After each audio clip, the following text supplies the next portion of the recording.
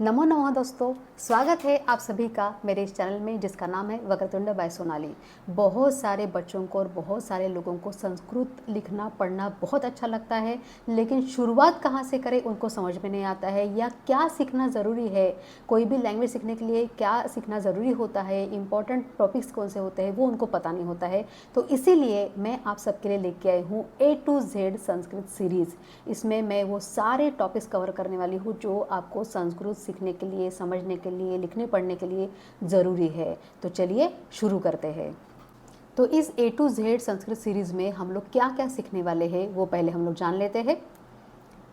तो इस सीरीज़ में हम लोग सीखने वाले हैं वर्णमाला, क्योंकि कोई भी लैंग्वेज सीखने के लिए आपको, जैसे इंग्लिश अगर सीखना है तो हम लोग को ए अल्फ़ाबेट्स पता होना ज़रूरी है, वैसे ही संस्कृत सीखने के लिए वर्णमाला सीखना बहुत ज़रूरी होता है। इसलिए सबसे पहले हम लोग देखने वाले हैं वर्णमाला। उसके बाद नाम, सर्वनाम यानी नाउन, प्रोनाउन, वचन, लट लकार, धातु, वासर तालिका, समय, अव्यय, प्रत्यय यानी सफिक्स क्या क्या लगाए जाते हैं, उसका क्या इंपॉर्टेंस होता है और उसको सेंटेंसेस में कैसे यूज़ करते हैं वो, प्रश्न निर्माणम, संख्या, ठीक है। उसके बाद greetings in Sanskrit, self introduction in Sanskrit और संस्कृत वोकेबलरी जो सबसे इंपॉर्टेंट होती है। कोई भी लैंग्वेज सीखने के लिए हमारे पास वोकेबलरी का होना बहुत ज़रूरी होता है, इसलिए आज हम लोग वो भी देखने वाले हैं। इस सीरीज़ में हम लोग वो भी देखने वाले हैं।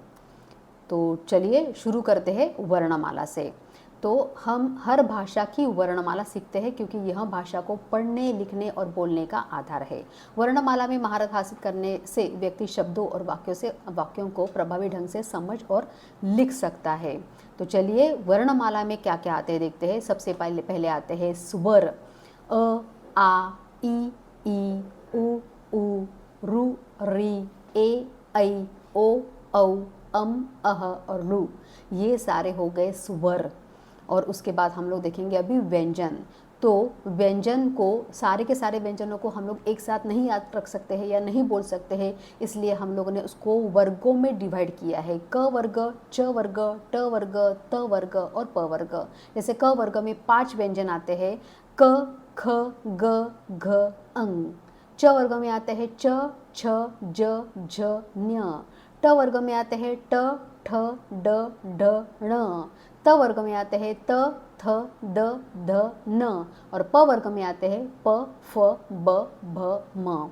इन सबको वर्गीय व्यंजन कहा जाता है क्योंकि इनको वर्गों में बांटा गया है। इसके अलावा य, र, ल, व और श, श, स, ह ये भी व्यंजन होते हैं। तो टोटल व्यंजन होते हैं 33, लेकिन ये य, र, ल, व किसी वर्ग के कैटेगरी में नहीं आते हैं, इसलिए हम लोग इसको बोल सकते हैं अवर्गीय व्यंजन। तो इस तरीके से आज के वीडियो में हम लोगों ने व्यंजनों के बारे में, स्वरों के बारे में और वर्णमाला के बारे में जाना।